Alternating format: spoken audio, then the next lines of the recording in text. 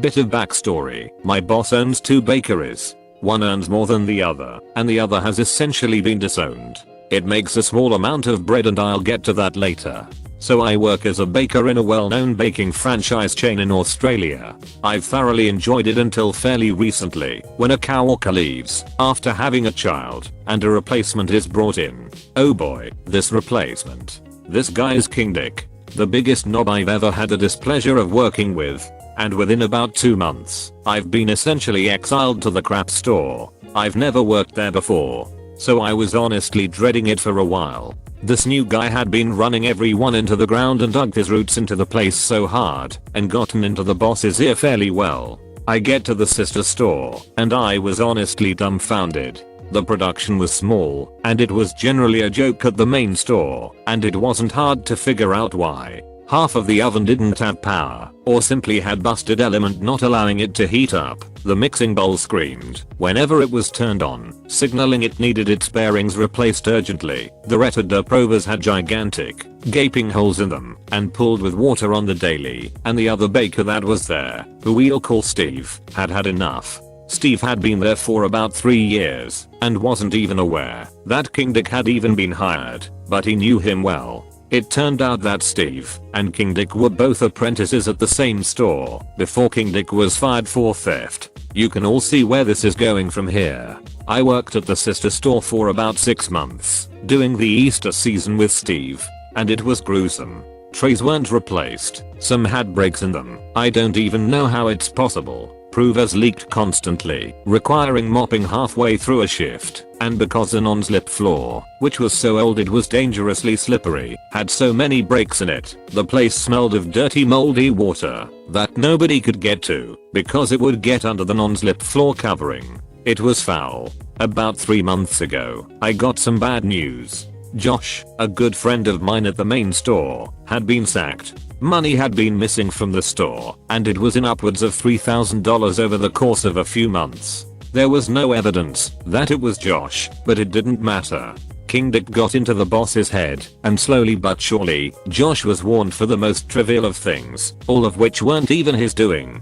He was fired after his 3rd unfair strike.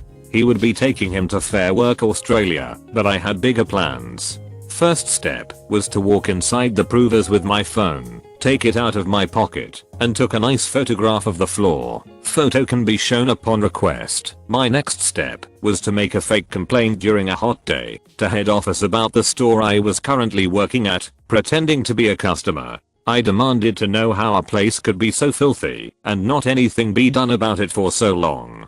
I told them it reeked of damp mold, which it did in the hot days. We kept fans and an air conditioner blowing toward the customers constantly so they wouldn't smell it. They said they'd get back to me. I told them not to bother. I wasn't shopping there again.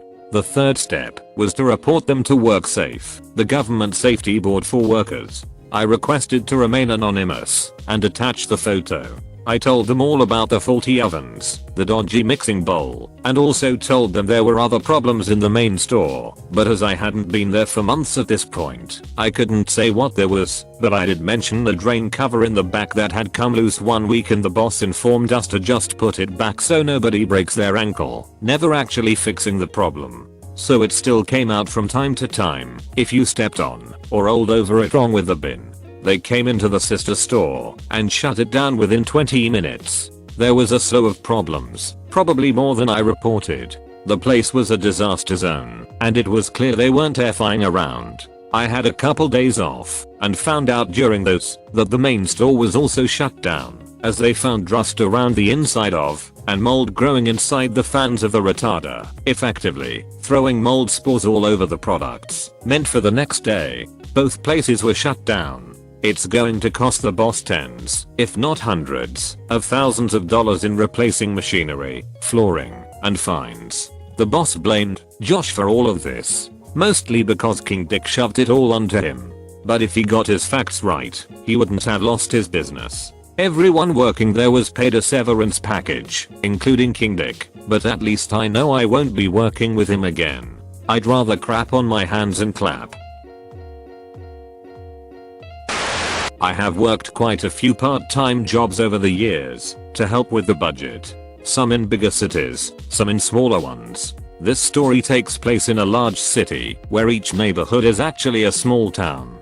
The city is really a bunch of small towns that grew until they touched. This job was almost 20 years ago, so the dialogue is from memory. One part-time job was evenings weekends at a liquor store with a drive-through beer soda in lane. We could only sell beer and wine at the drive-through. If a customer wanted liquor, or more than a set amount of wine, he had to park and come inside. We could not carry liquor to the car for you either.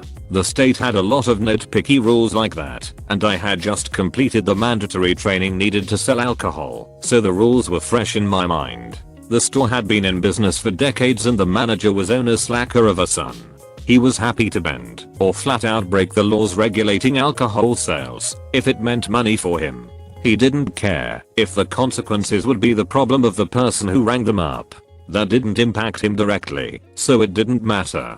Manager had all sorts of special customers that were supposed to be treated a certain way that broke the regulations. I think the fine for selling liquor out of the drive-thru was more than the store earned in a year. I was a stickler for the rules, so if the manager wanted to break or bend the rules, he could do it. It wasn't like we got any reward for breaking the rules for manager's special customers. They had a hard time finding employees because manager had a reputation in the area and few people wanted to work for him.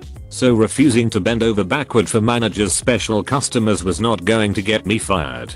No one told me that we had an unusual customer several afternoons during the week and twice on the weekends. This customer was abominable, rude, stinky, very prejudiced and sexist. He told the crudest jokes to the female employees and kept trying to insist that we go find a park with him, like we were prostitutes. He wasn't just any cop, but the chief of police in a nearby section of the city. Most of the small cities within the larger city had their own police, fire, etc. The first night I saw him, Sissy, coworker and manager's niece, great person, told me to just watch and stay quiet. She sold him 2 cases of beer and he went away. I noticed that his backseat area was filled to the point where you had no place to put your feet. She said to never say anything negative to him and to sell him whatever he wanted, no matter if he walked inside or not. She never gave me a clue as to why. A few weeks later I was working alone on a Sunday at about noon.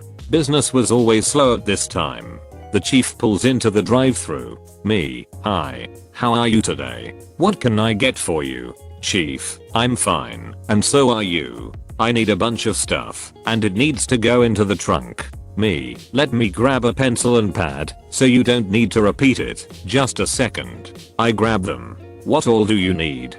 Chief, lists various types of beer, wine, liquor, mixers and some candy. Me, is that all? Am I allowed to sell this to you through the drive-thru, or do you have to come in for the harder stuff? Chief got out of his car while it was sitting in the drive-thru lane.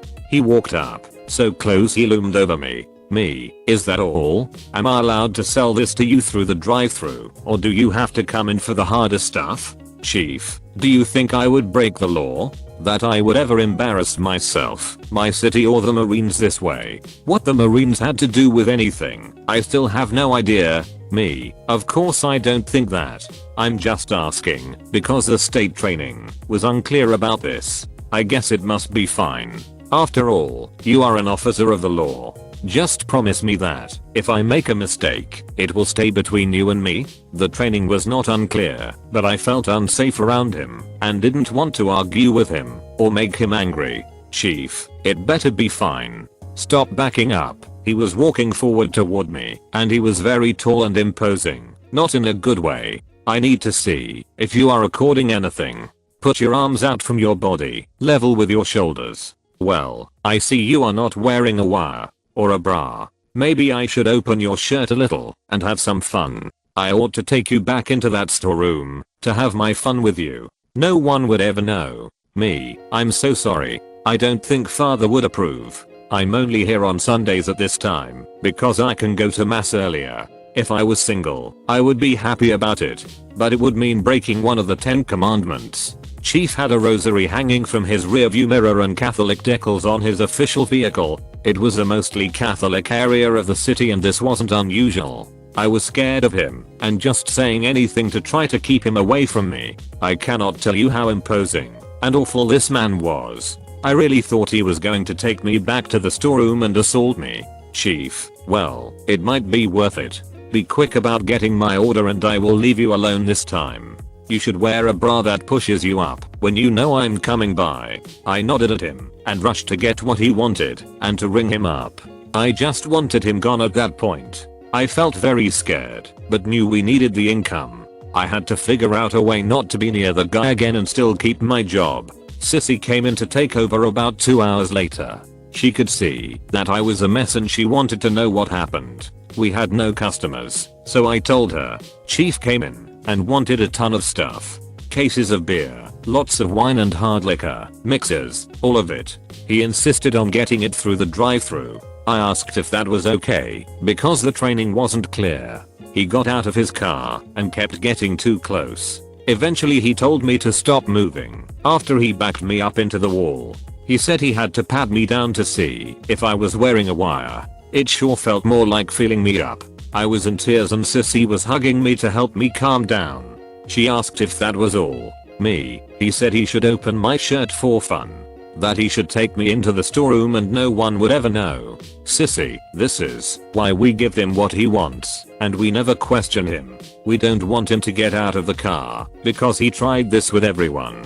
He doesn't know we have cameras everywhere now. No sound, but cameras. I'm not sure what we can do about it, but I will think on it. I didn't see Sissy for over a week. Just how our schedules worked. I was really nervous when I was alone in the store. I didn't feel unsafe in the store until my experience with the chief of police. I started thinking about how to get rid of a chief of police. I did some research and found out that the cops in any other jurisdiction could pull him over and arrest him. Our neighborhood was announcing the summer festival season with lots of signs about drunk driving. Summer is when every local Catholic church has a big festival with games and rides and things. It is the big fundraiser for the church. Of course the church festival would not be the same without tons of beer, at least not in this area. I walked over to the police station one day. It wasn't far. I asked an officer if they would be interested in pulling over a police officer from another district if the officer was clearly drinking. The officer, good cop, wanted to know more, but would definitely be interested in the situation. I work at the drive-thru and liquor store. I have a customer that I'm afraid of and who breaks a number of laws. He is high ranking in a different part of the city, not our neighborhood. I do not have warrants or a criminal record. I'm not accusing him to get out of trouble. Good cop, let's go in here and get some coffee and talk this out. A couple of nights a week at a certain time and again during our slowest period on Saturdays and Sundays, a high ranking cop drives through. He insists that he can buy as much of anything that he wants and he doesn't have to come inside for any reason. The first time I was alone when he came through, I asked if he needed to come inside to get the liquor and amount of wine he wanted. I was not rude or mean. I even said that maybe I didn't understand the training and the loopholes in the laws. Good cop, do you know that just being a cop doesn't mean the laws change for him? Yes. But that isn't all he did. When I questioned him, he got out of the car and started backing me up against the wall. He put his hands all over me, supposedly to check for a wire. Then he said he should take me into the back room for so-called fun. I'm really afraid he is going to sexually assault me. I can't think of a way to stop it, but to get him arrested for all the drunk driving he does. I won't make a complaint about the sexual assault. I cannot go through that. Good cop, what do you mean by all the drunk driving he does? Does he do it a lot? He is always drinking when he drives through. Usually he has a beer in his hand when we get to him. I have seen him go through up to 3 beers if he has to wait for 1 or 2 other cars before we get to him. He never buys under a case of beer unless he buys whiskey with it. I named the whiskey he usually bought, but I can't remember it now. His backseat area is filled with empties every time we see him. The beer he buys is usually put on the front seat next to him. He opens a can before he leaves, saying he wants to make sure it is good. The only time he has us put all of the beer in the trunk or back seat is if he orders a Coke. Then he orders whiskey and pours some of the Coke out to make room for the whiskey. Good cop. These are very serious allegations against someone you say is a high-ranking police officer. Are you sure you want to make them? You may be investigated if this goes to trial or disciplinary proceedings. Are you willing to go through that? Me, I'm afraid that this man will rape me. I cannot go through that. I will testify about his drinking and driving. I won't say or do anything about the sexual assault threats. I just cannot go through that, so I need to stop it before it happens. Good cop. What are you afraid we will find if we investigate you? What secrets are you afraid of us finding? Me equals I'm a 30-something mother of 3 children.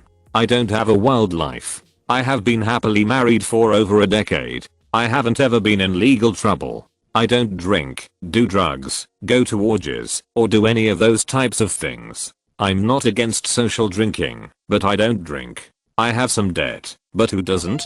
There isn't anything I can think of that you could dig up. Do what you have to. Good cop. How can you prove what he does? You are not in the car with him. How do you think we can pull him over and arrest him? Me, he has a routine. He pulls in, drinks whatever beer he has with him, orders what he wants, and often asks me to throw away his recently emptied cans. 1, 2, 3 depending on how long the line is. Why he wants me to throw those cans away, I have no idea. His backseat is usually filled with empties. We give him whatever he orders, because we do not want him to get out of the car. I'm not the only employee he has said awful things to. Once he pays, he turns right out of the parking lot. Then he turns left about a mile down. I know because I was headed the same way a few times. His car says he is from some of you, and that it is a chief's car. It even has his name painted on it. I don't know how old the empties in his car are. I do know that I can set his beer cans aside if you need them for fingerprints or something. Good cop. He is the chief of some of you. Wait here. I need to get our chief. Do not go anywhere. I was expecting them to have to get the top officers involved. I didn't expect the sort of excitement. About 30 minutes later, the chief of police of my neighborhood came in. I know who he is because he married some cousin of mine, but I have never had any real relationship with him. We said hi to each other and made the usual "how is your family" stuff for a moment or two. I had a lot of family in this area, way I too much some days. Chief of police, I hear you have some information about Chief. Why are you coming to us with this? Me, he makes me feel very unsafe each time he comes through the drive-thru. He also is drinking every time I see him come in, and leaves with a drink in his hand. I have kids and family in this neighborhood. He is going to kill someone. He has been inappropriate with every female employee at the store. I feel threatened that if I don't sell whatever he wants, in whatever amounts, to him through the drive-thru, then he will get out of the car and at least threaten to rape me. I want you to do something about his drunk driving, so that he won't have a reason to come into our drive-thru several times a week. Chief of police, if I look into you, am I going to find that you have a private relationship with him, or other things that would discredit you? Me, of course not. I wouldn't go near the guy for any reason, except I have to be polite at work. Also, I'm married, happily. Chief of police, from what you have said, this looks like an easy case of drunk driving. Especially if we can catch him with a lot of booze and empties on him. We would need to have someone in store for you to hand the empty cans to if we plan to use that as evidence. How comfortable would you be with an officer inside the store? Me, I would be fine with it, as long as the officer was out of sight and out of uniform. If you are looking for empties, then Wednesday would be good. If you want to catch him in the car with a ton of alcohol, be there on Sun about noon, or Sat about 2 to 3. I went through security tapes to find out when he usually comes by. You would probably have to talk to manager after the fact to get those. Or talk to see she is the one who really runs things. Why are you also excited over this? Chief of police, his behavior has caught the attention of quite a few people lately. I cannot go into it, but we are very interested in him. I also just don't like him. He hit on my wife at a function we had to attend. I left after writing and signing a statement. I didn't hear anything for several weeks, and I was getting frustrated. Chief was still coming in. He was still drinking while driving, and he kept making awful comments to me. One Sunday about 2 months after I made my statement, Chief came in. He ordered even more than his usual Sunday amount. Less than a minute after he left our parking lot, I heard sirens. A lot of them. I hoped they were arresting Chief, but I didn't know for sure. The next morning, when I took the kids to school, all the moms were buzzing. Apparently Chief got himself pulled over for driving while intoxicated. They found his beer, wine and hard liquor. They also found drugs. This led them to search his home, where they found unregistered guns and information about other illegal things he was involved with, corruption and even child porn, to name just a couple of things. I spoke to the chief of police a week or two later. I would not need to testify. They had plenty of other people who were willing to testify. Chief had become a real liability for those who backed him in his town. Many of his close friends ended up testifying against him to save their own behinds. Chief went to prison. I'm not sure where or how long. I just that it was an ugly situation. Chief's wife also left him. The news made a huge deal of the whole mess. I still am thankful that my name was kept out of it. Thank you for watching. Slap that like button and comment your opinion on these stories below. I'm waiting. Write that comment. Seriously. Have you written it yet? If you don't comment, you make a bunny cry somewhere. You're not that kind of person, I know. Anyways, peace out, and catch you tomorrow.